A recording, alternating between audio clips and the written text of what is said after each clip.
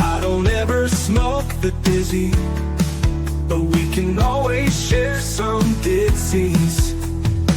It's just a cup in time. This song doesn't have to rhyme. Life's all of us, not every moment we can be feeling fine.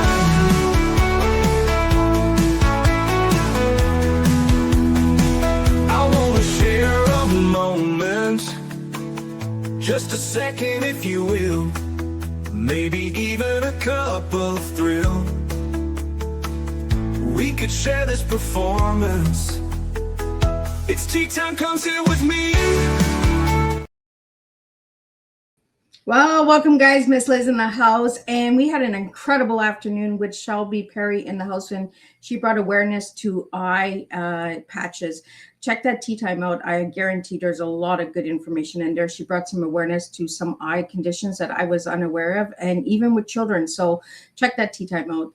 But tonight we have the incredible Jake Zipperlen in the house, and we're going to be talking about death row and correction centers and acting, all that good stuff. And we're going to serve his tea, and his tea today is advocate for sufferers of PTSD, first responders, and military. That is the tea we are serving in the house tonight.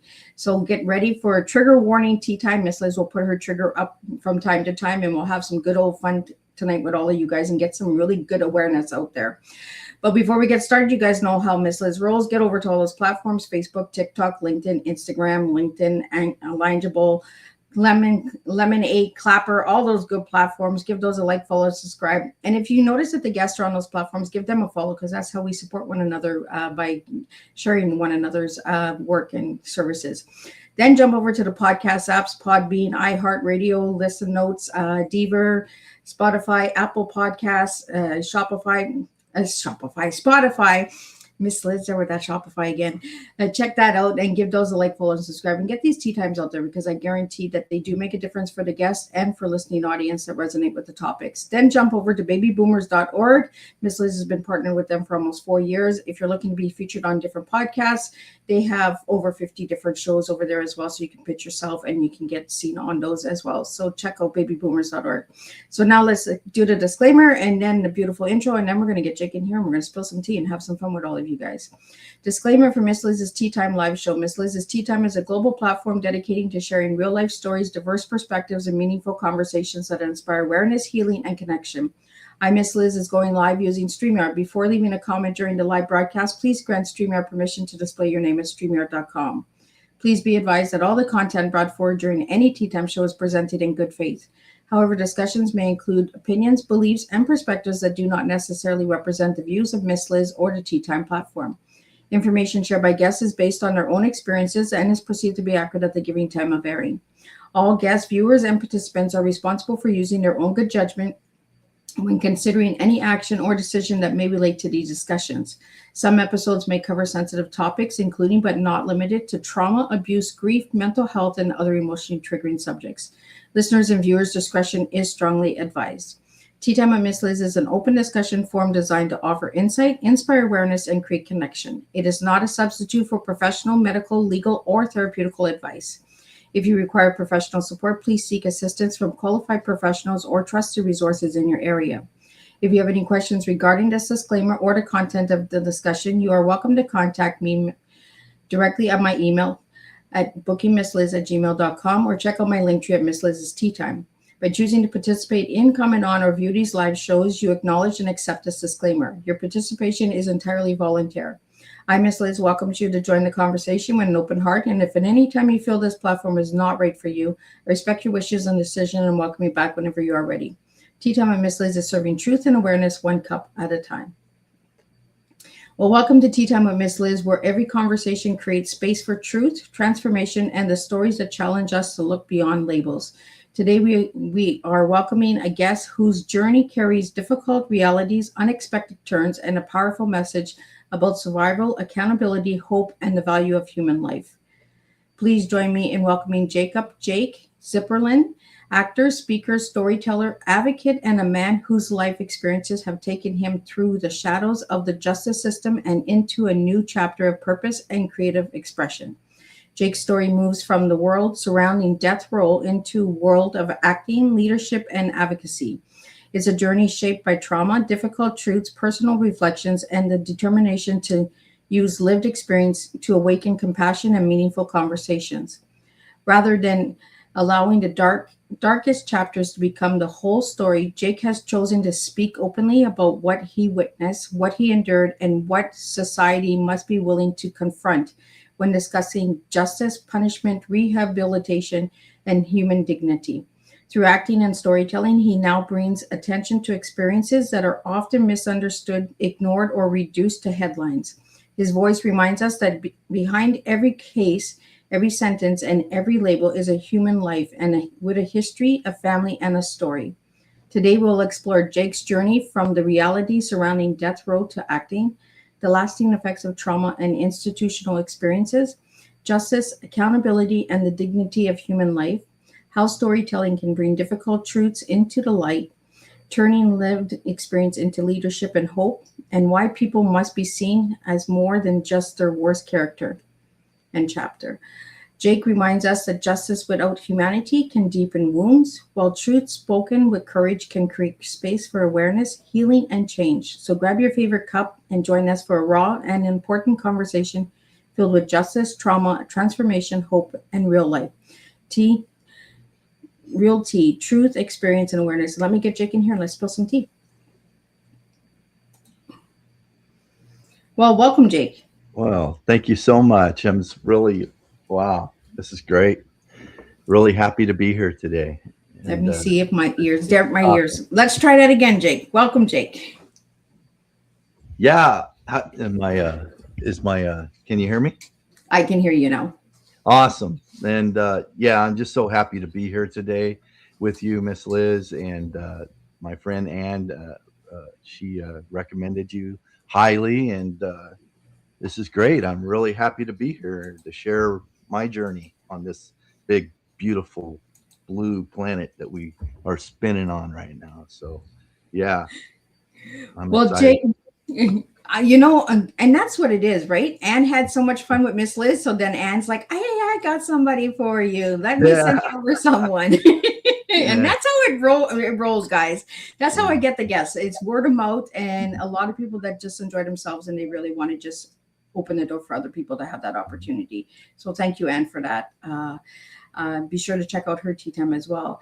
So Jake, let's get to know you a little bit before we jump into the hard stuff. Who was Jake as a little guy and who's Jake now? As a little guy, I lived in Cloverdale, California, and grew up in a small town of like 2,500 people. Just your rural little slice of that old show back in the day with Barney Five and what's his name? Just a small town, and everybody knew everybody. We all ran around the streets, came home at when the lights went out, on the street, and just like that. Um, let's see, and then then I got married when I was in my early 20s, 24, and I did theater and stuff like that before, and I did some modeling in my early 20s. Then I got into law enforcement, and when I turned close to 30, where I went to the academy and ended up at San Quentin State Prison as a correctional officer. So you got into it really late, like in your 30s. Yeah, in my 30s. I was 30 years old when I actually took the oath and stepped into that world, amazing world of the justice system and penitentiary system. It's just a world to itself, and a lot of people just don't understand if you're just don't go into it all every day in and day out as part of your routine, right? Yeah. So I did that for quite a few years, and in 28 years, and then I retired, and I was doing acting on the side. On the side, I did a lot of stunt work and stuff like that, and extra work, and then I was out of acting for about 14 years, 15 years, something like that. And then I got back into it when I retired. My wife, we were sitting in some hotel, and my wife goes, "You're always talking about how you were an actor," because she didn't know that was my second wife. She didn't know me as an actor. She knew me as a prison guard, but I always talked about, you know, my acting career because I liked it. You know, I like to do it whenever they picked me. So, anyways, I'm going to ramble on really quick and get this over with. But so in the hotel room, she says, "Why don't you act again?" I go, "Yeah, you're right. I'm retired. I got all the time in the world. I can do it." You know, so that's what I've been doing for the last 4 years.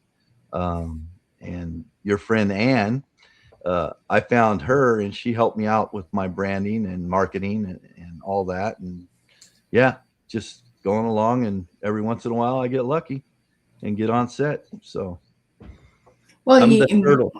That's why I we, tell everybody I'm the turtle. I'm the one that takes the easy way out. You know, I just slowly go as I go, and then I beat the hair at the end.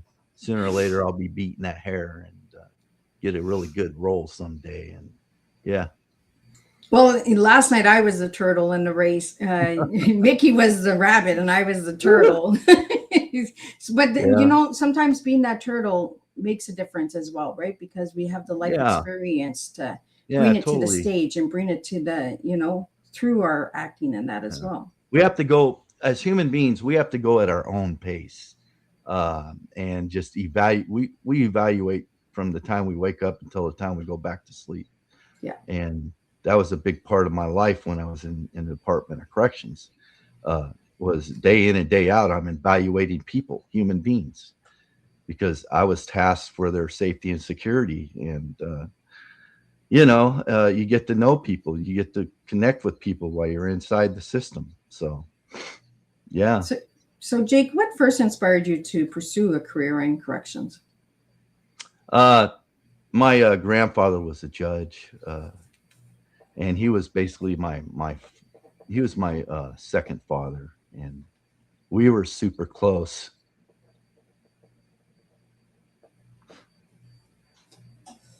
We were super close.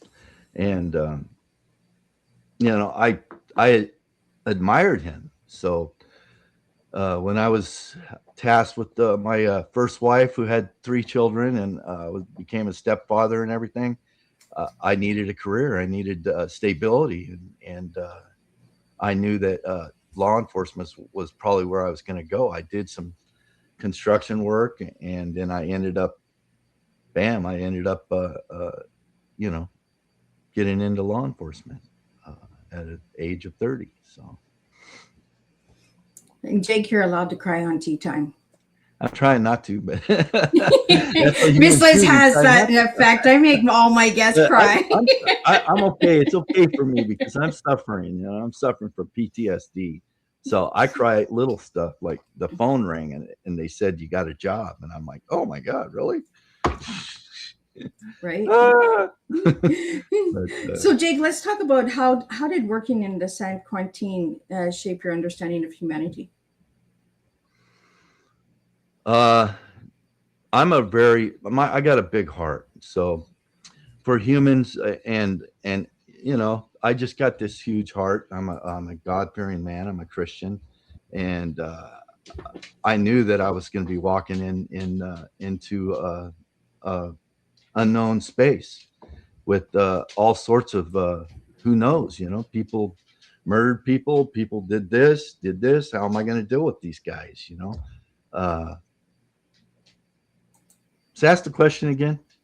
I got off track. How did working there shape understanding of humanity? Um, it just gave me a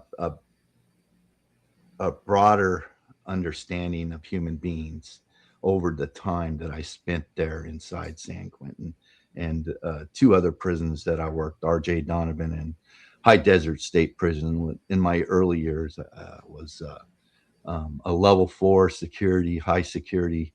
A lot of stuff was happening there, and just the day to day routine as going inside.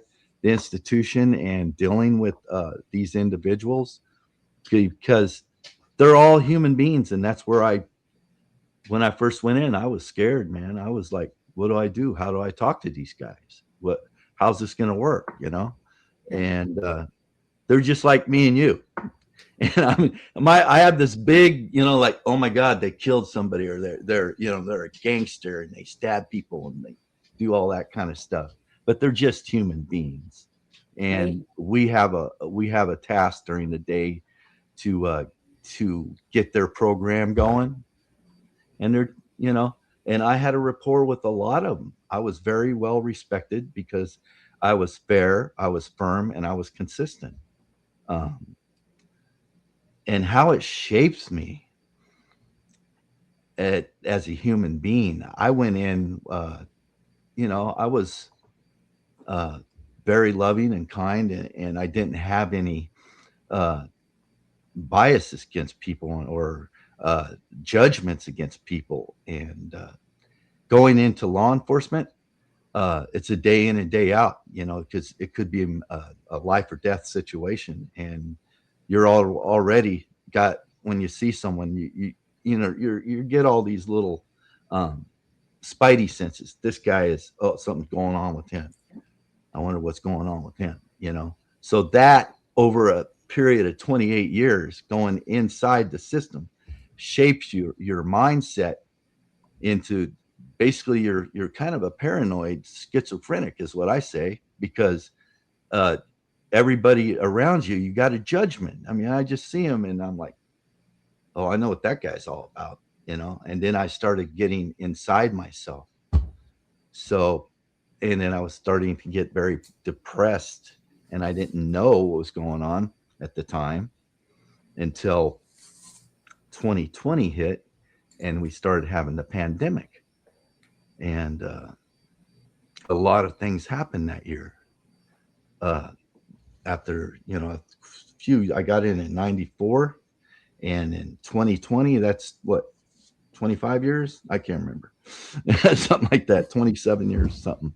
And I was just like, all of a sudden I started having anxiety attacks, and I didn't understand it, because my first wife used to have anxiety attacks, and I didn't understand that. But now when I started having them, I mean, just like super depressed, and it was the weirdest feeling in my life. And I had a hard time dealing with it. But then I had a friend who died from COVID. I worked with him for many, many years. And he was my co-worker, and we both promoted together. We both did acting lieutenant together, and he had 30 years in the department. And he took some inmates out on a transport to the hospital that had COVID. He ended up catching the COVID and bringing it to his family. His family survived, but he didn't. He just went into the hospital and didn't make it. And then at that time, I was super. I had a heart attack that year in May, just before this happened, and so I went back to work really quickly because they did a stint, and I was feeling okay to come back to work because they needed people. So I went back to work and I couldn't deal with it. So I was there for like 10 days and I went out on stress. So that's when my best friend called me one day and he goes, "Hey, I got the stuff, man. I don't know if I'm going to make it." And um, that was the last time I heard from him. So at that point, I was really, really starting to go down. I was down a spiral, and I felt like, ending it. A lot of us, PTSD, a lot of military, law enforcement, a lot of us end up with suicide. And I could see why, is it happened a lot during my career. And I seen uh, families go through turmoil and everything because of it. But we don't realize it right away. It takes time. and you need to catch it early and understand it right away, because if you don't, then it can eat you up inside, and you can end up like me. I'm healthy, but I'm just saying it could go sideways and it could go down. And I'm a God-fearing man, so when I started, when I was at my worst and I was feeling like, okay, I got to end this, that's when I started praying, and I said, God, I give it to you, give it all to you, and you just take care of me.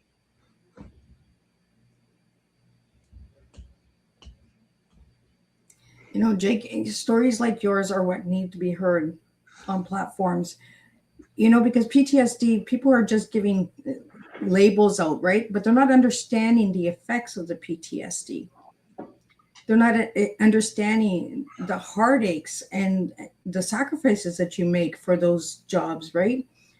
There's so much misconceptions with officers, right, and correction centers, and that they talk about the prisoners, they talk about the lockdown, but they don't talk about the effects of the officers working those places. Opening that door, closing that door. I watched a video where you explained that the slamming of the door, how it triggers. And with PTSD, I live with c-ptsd, and I know anything that bangs really loud, it gives me the tremors. Like, I'm just like, we're out of here. Like, I shut down right away. Yeah. So I can imagine having you open those doors each and every day for 28 years.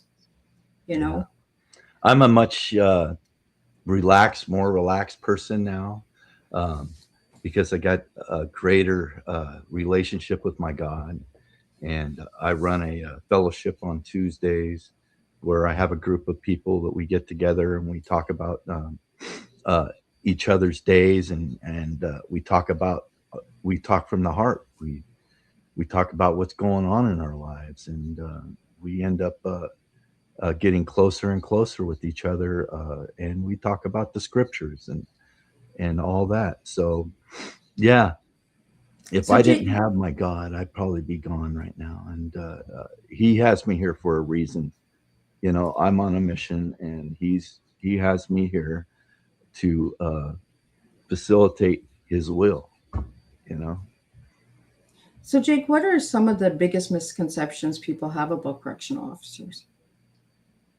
That we're heavy-handed, that we're undertrained. That's like not true at all. I mean, there are, because I remember when I was a rookie, when I was young, a cop coming in, all I could think about was, well, I can't wait to be in my first riot. I can't wait to see somebody get stabbed. I'm like, I wanted to, and I was excited about being able to deal with that situation.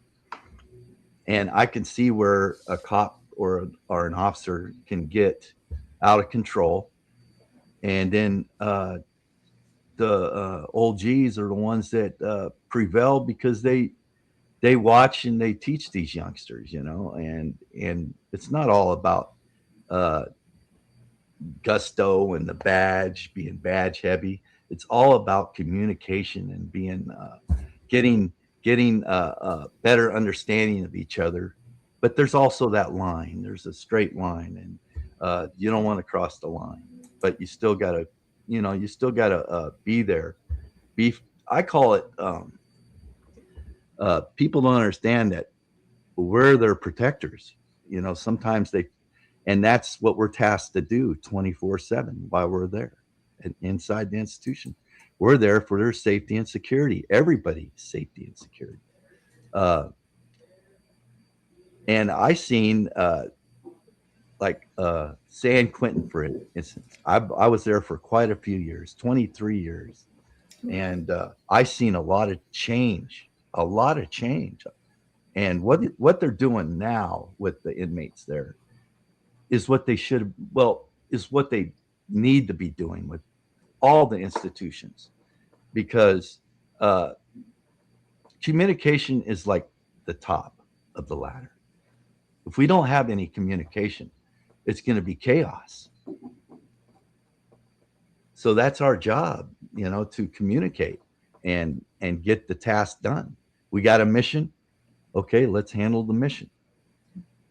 Everybody go out there and communicate with these inmates and get them to do what we got to do.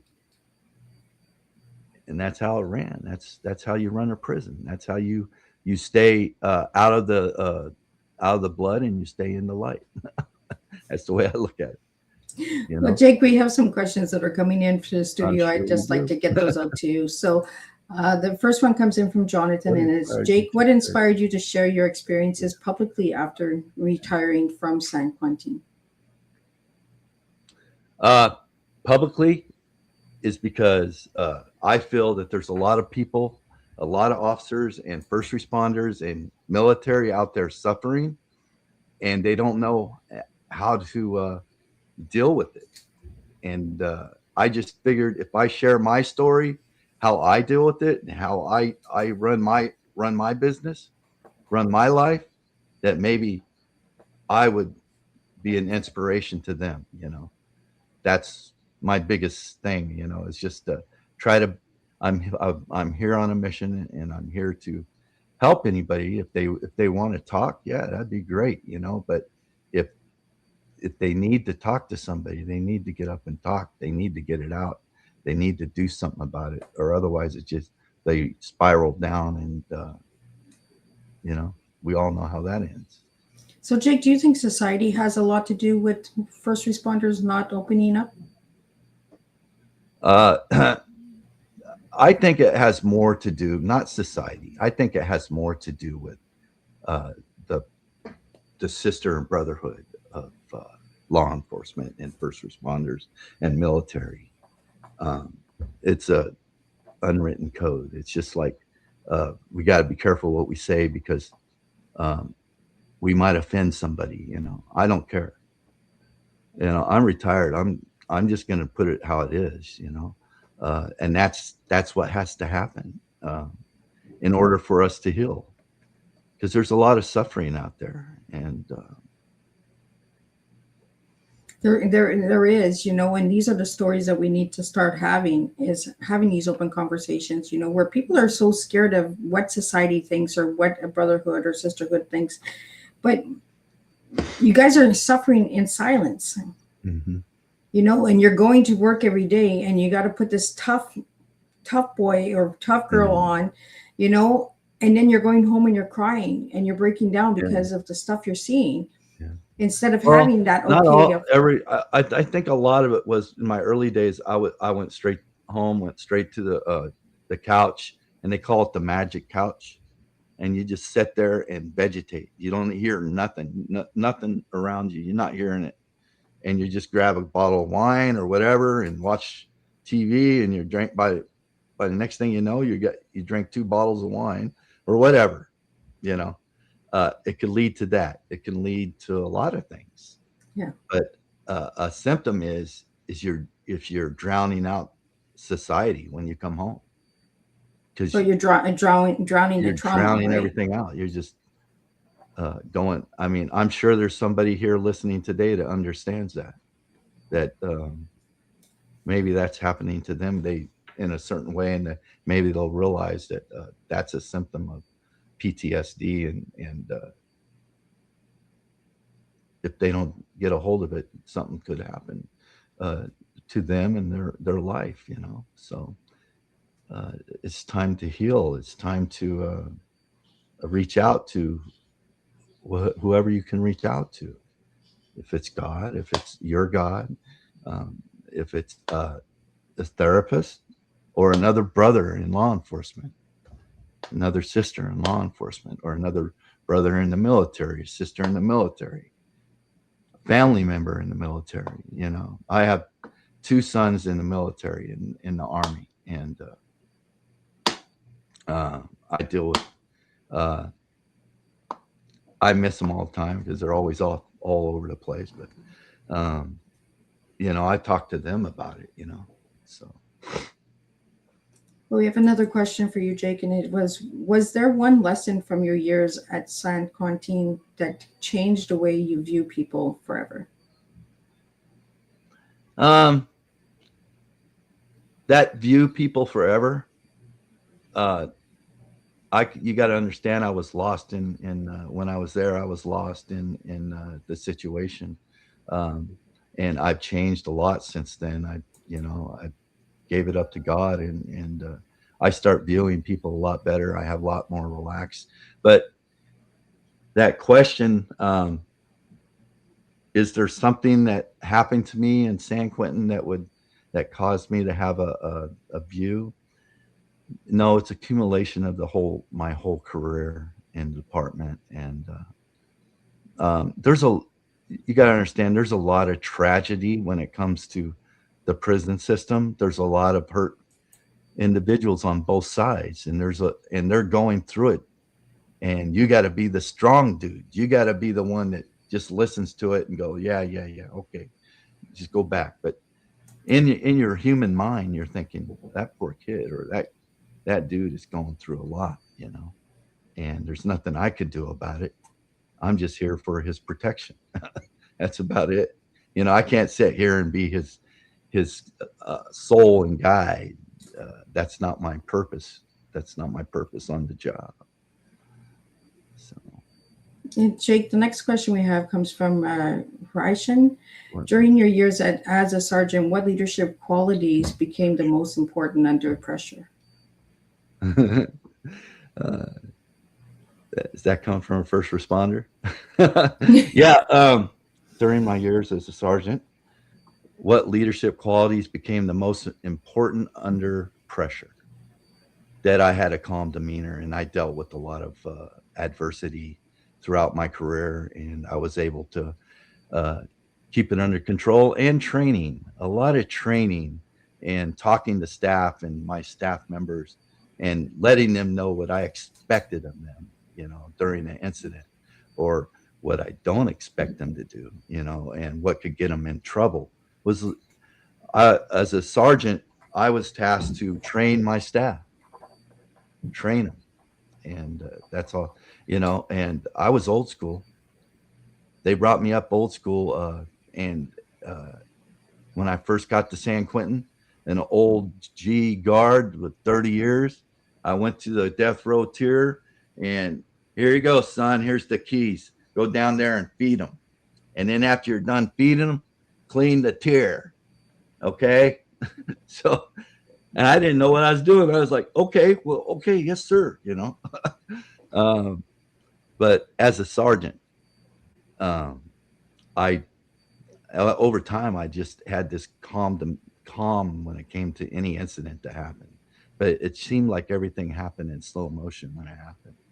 It really does. There was one time I was a sergeant. Mind if I tell a story, a real quick one? Go ahead. But we had an incident in the chow hall. There was 120 blacks and Mexicans were having a problem over something I don't know. But they ended up in this big brawl inside the chow hall, and I was a sergeant at the time. So I got in there, and there was plates. It was like the food fight in Animal House. I mean, food was going everywhere. Plates were flying everywhere. So I went in there. I went sliding, and then I got back up, and then I got my guys, and there was one officer in the middle of all the inmates swinging his baton, and we had to get him out of there and get him in our scrimmage line, and so we can mop up the mess, and hope that he doesn't get hurt in the meantime, but we did the scrimmage line, and I'm walking my men through all these other inmates that are on the ground trying to get away. And we got there, and I'm pulling out my grenade, my pepper grenade, and the damn thing blew up in my hand.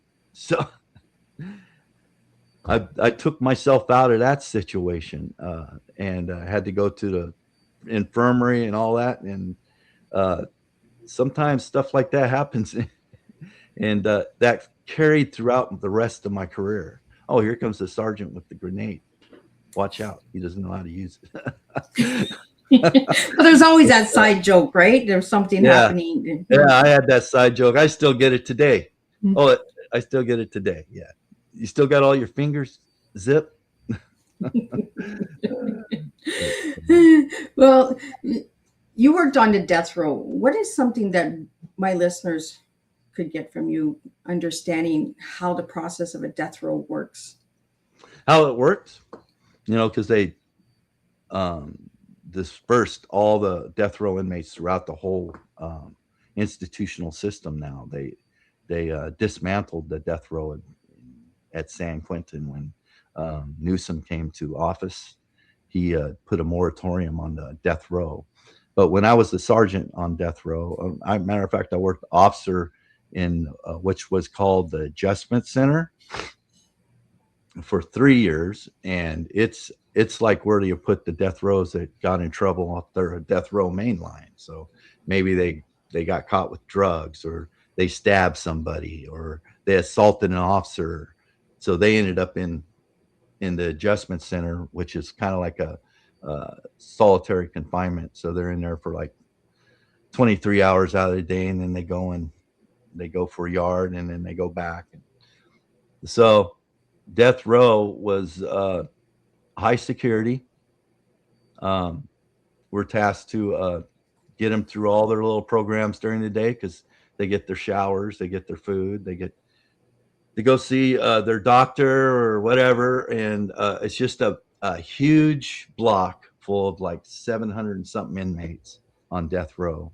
And it's like a miniature city with 40 something cops on duty that escort these individuals to whatever program they're going to that day. And they did a lot. They're going to see their lawyer downstairs, or they're going to the infirmary, to a doctor visit, to a psych visit. Um, so as a sergeant, I had to make sure all that stuff ran like clockwork. So all the officers, they have their program. They know the program. You just walk along and make sure that it's all going smooth. Uh, One day we had a problem. Um, we were letting out the yard, and a yard's a big thing. So let me just go. So yard is like huge. We got to make sure we get these guys their time on the yard, right? So you can only imagine you're inside the cell 24/7, and you want to get out and get some exercise.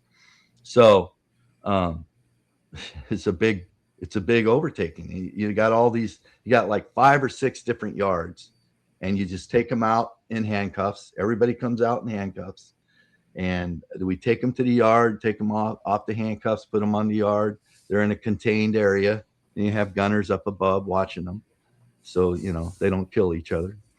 But then you have to all the inmates, the 700 inmates, you evaluate them. You know who can be with who and who can't be with who. So that's a big overtaking too, and that's where counselors come in, AWs, the warden, and all that kind of stuff come in, because they have a committee.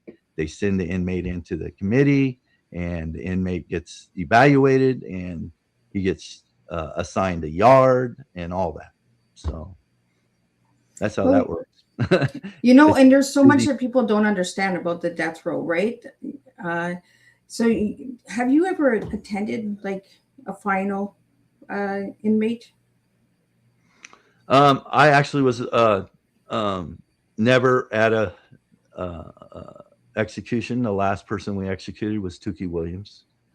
I think that was in 2004, 2005, somewhere around there. And then after that, they had uh, Morales, I think he was, but they gave him a stay, and that was the last one. But when Tukey Williams went to the chamber, we had mutual aid all over the place, all over that prison. We had SWAT teams from uh, all the sheriffs and stuff in cities. They were all over our institution because of the possible things that could have happened. Because every time there was an execution, we had protesters out front at the front gate, so we had to have security just in case something happened. Um, and it never does. It never did. Everything went smooth, you know, and no one got hurt other than they had to put them to death. But um, yeah, I'm actually, I'm kind of glad I didn't have to be there, because that's a lot of work. But yeah, I've never seen one. I've seen inmates execute another inmate, but never seen us do it.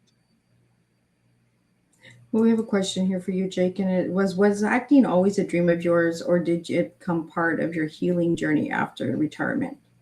No, acting has always been a dream of mine. It's from a little boy at 6 years old when his grandmother took him to the symphony and the opera, and then I got into theater, and just on and on from there. Big passion of mine. Next question comes from Brandon. What motivated you to become an advocate for first responders and military personnel after leaving your correction career? I said I got a big heart. I love people. I love human beings, and I just it kills me to see all that happened in my career. I seen a few people commit suicide, and if I could be a part of helping anybody get out of that mindset, especially after I've been through it myself, and I still go through it. You can't help. It's going to be a part of you for most of your life, but you learn to live with it and cope with it, and you're going to become a better person inside. You're gonna beat down the stony heart and have that heart of flesh. Um, that's what made me. I just, I got a passion. Well, the next question comes in from Francis, and it has your experience as a correctional sergeant helped you bring more authenticity to the characters you portray as an actor? Well, I would say my 20, yeah, all my time in the Department of Corrections has shaped my inner essence per se, and I can bring a lot to any character I play, uh, a lot of depth and that three-dimensional character that director is looking for. I can do it at a heartbeat. So, Jake, do you play a lot of officers? I play a lot of bad guys. I played matter of fact, yesterday I was on set and I didn't play a bad guy per se, but I played this billionaire that was buying a case of wine for $1 million. If you can say that, that's something Trump would do, you know. But no, I play the bad guy. I play the antagonist, and I can play both sides of the law, And I think part of that command presence that I had to have for so many years, that persona that I had to put on for so many years, plus the storm that was going on throughout my heart and my soul, through those dark times, that helped shape who I am today. So, Jake, do you use some of the things you've lived through as a correctional officer in your acting, like to be able to express? I just bring what I can bring. I try not to go too deep into what happened, but a matter of fact, I had a director go, "Hey, he said he wanted me to."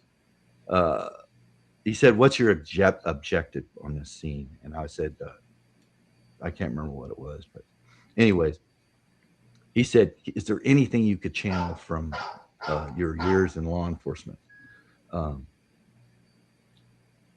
And I had to get to a point where I'm at a rage, at a stark rage, and then I got to bring it down to whatever. And I just thought about, getting spit on or getting thrown, feces thrown on me. That made me mad. That makes anybody mad.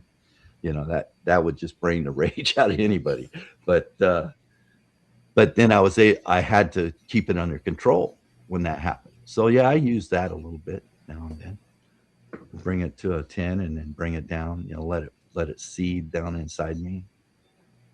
So, is there one film that you've worked on, Jake, that stands out to you that you felt like it really made a difference in your life? I don't know about making a difference in my life. It's just fun to be on set. It's fun to play, to create, and um, the funnest one I've been on, to tell you the truth, is the last April. I was on a period piece for a vertical short, and I played Baron's henchman. Uh, that was a lot of fun. I had 3 scenes I was in, and I've never played a lead role yet. I'm working. I got to write my own movie for that, you know, and I got an idea for that too. But, We have a comment here from Johnny, and it's thank you for your honesty, Jake. It really means a lot. And we have a question here from Rick. It is if you could share one message with today's first responders who may be silently struggling with PTSD, what would you want them to hear?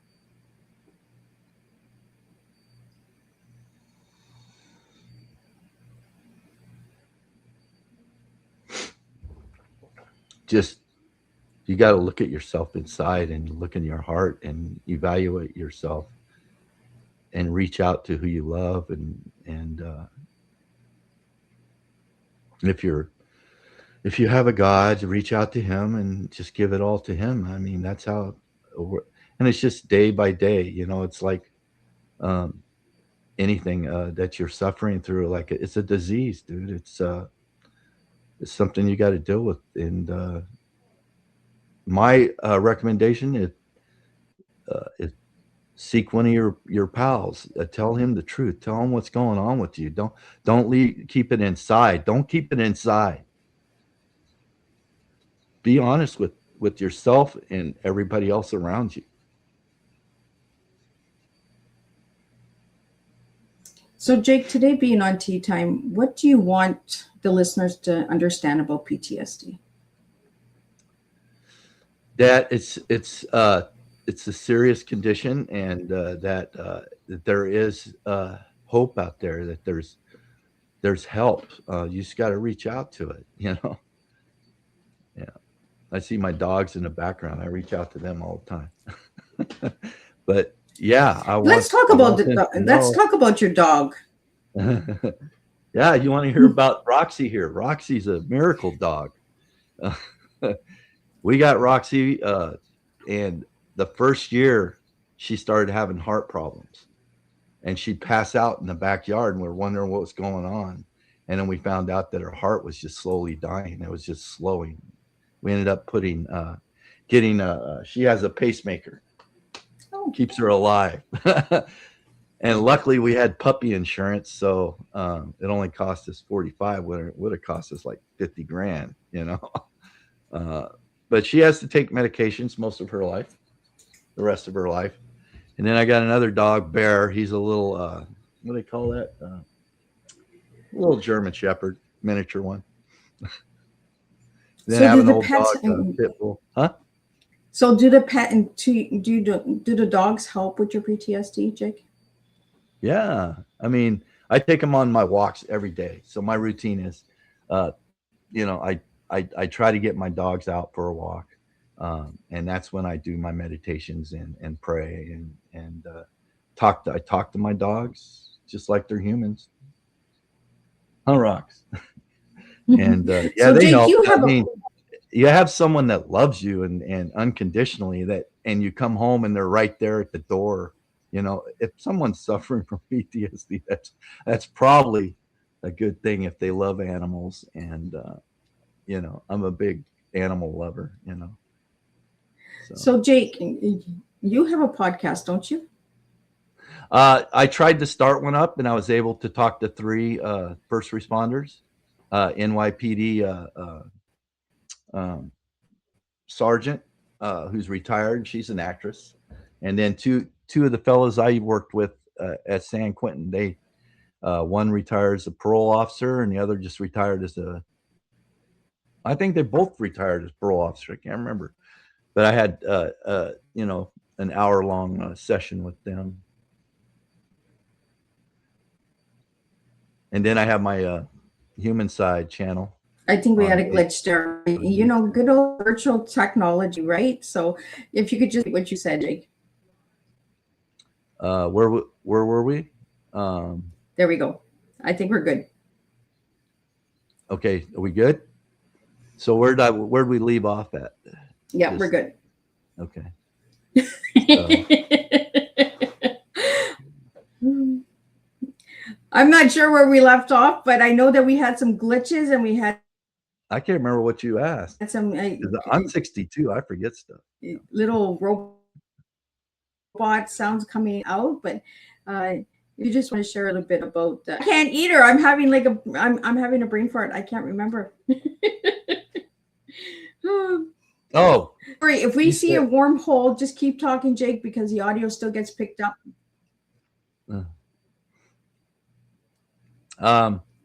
so I But was we're going to good. say something. And I forgot. Now we both forgetting all over the place. Oh yeah, that was one of my big fears when I decided to get back into acting when I was 4 years ago, something like that, and I I didn't think I could get back to all the dialogue, learning the dialogue and how that would work with me.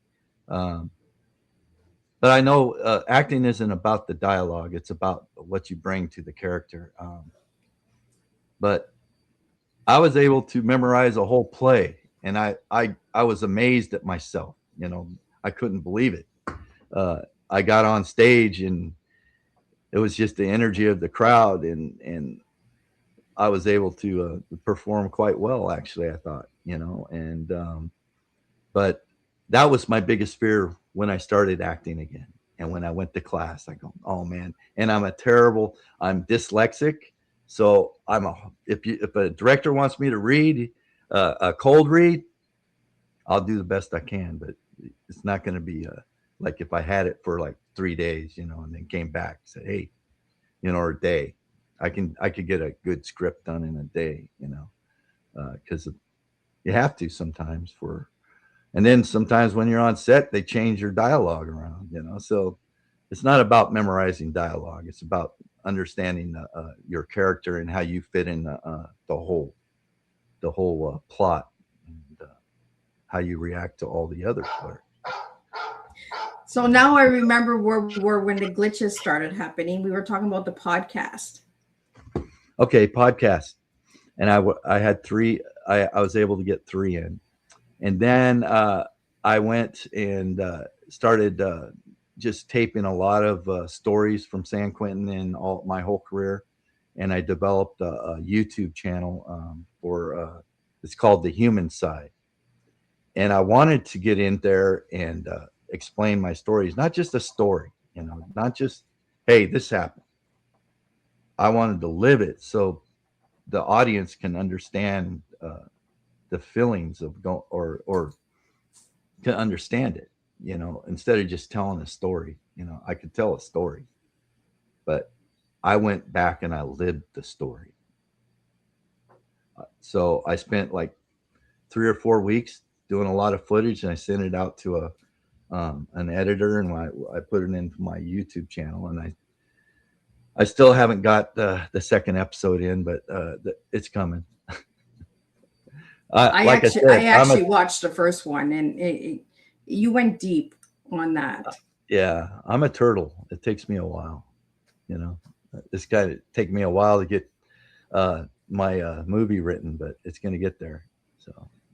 So, Jake, do you have any things that listeners out there can look out for, or some big news that's going to come soon? Or no big news. I just got done with the vertical short, 2 of them, just a couple bit parts, and there's another movie I did in December that will be coming out. It's called Second Chance. It's kind of like a cross between not Game of Thrones, but To Kill a Mockingbird. What's that? But Squid Games and the one with oh man, my memory's horrible. But The Hunger Games. Yeah, it's a cross between that and the Hunger Games. Squid Games and the Hunger Games, and it's pretty interesting. And I got a little bit part in where I'm in this bar, and yeah, doing some gambling. so, and that's coming out in December, you said? I got in touch with the director. Like we did it in December. I filmed in December. Oh, okay. So it should be coming out. He said within the next, they're on their final cut right now. So once they get the final cut done, then they'll put it out, start going to festivals and stuff like that. I don't know if it's going to go on a streaming app or not. If it's going to go to, if it does, it'll be on Prime. So, Jake, if anybody wants to know about you or have them on their podcast or something, where can they reach you? They can text me or they can email me. Email me is the best way to get a hold of me. Or they can text me. But I don't answer my phone if it rings. But like probably 90% of America. Well, Jake, what's your final message for all the listeners tonight? My final message is, you are who you are, man. And, it's a mean and nasty world. And we all got to live here together. And, if you have a God, pray to your God and meditate every day. If you feel that you're spiraling down and the black hole's getting bigger around you, find a way to get out of it. Find a way to survive. It was very hard for me to admit that I was going, because I'm a man. I'm going to take care of myself, but you can't. You're not going to be able to take care of yourselves when you get when it gets so bad. You have to humble yourself and reach out to somebody. Don't end up being someone's grief. And Jake, last be a part of this world. Be a humanitarian, a person who could reach out and help other people. And last question for you. What brings you peace today? What brings me peace? God the Father and meditation. Well, thank you so much. And thank you for sharing your story with my listeners tonight. My pleasure. And thank you for all you who came to listen today.